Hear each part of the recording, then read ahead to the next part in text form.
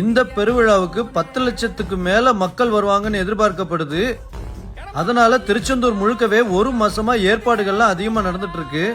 இந்த குடமுழுக்கு கிட்டத்தட்ட 12 வருடங்கள் கழித்து நடக்கிறதுனால கோயிலை சுத்திலும் பாதுகாப்பு ஏற்பாடுகளும் டெவலப்மெண்ட்டும் அதிகமா நடந்துச்சு. ஆங்காங்கே காவல்துறை கண்காணிப்பு கோபுரம் இருக்குது. அது மட்டும் இல்லாம ஊரை தூய்மையா வச்சுக்கிறதுக்கு தூய்மை பணியாளர் பல்வேறு மாவட்டங்களிலிருந்து வரவழைச்சிருக்காங்க.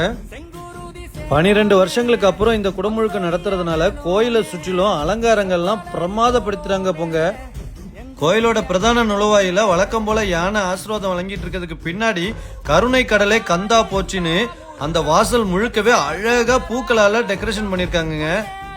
அது மட்டும் இல்லாம கடல்ல நீராட போற பல லட்சம் பக்தர்களுக்கு ஏற்ற பாதுகாப்பு ஏற்பாடுகளையும் கடற்கரையில பண்ணிருக்காங்க. குடமுழுக்கு டைம்ல விமானங்கள்ல நீர் தெளிக்கிறதுக்காக கோபுரத்துக்கு மேல மரத்தாலான சாரங்களும் கட்டியிருக்காங்க. ராஜகோபுரத்துக்கு முன்னாடி 76 குண்டங்கள் நிறைஞ்ச யாகசாலைய பல பலன்னு ஒரு தங்க நிறத்துல போட்டிருக்காங்க. ஜூலை 2ஆம் தேதியில இருந்து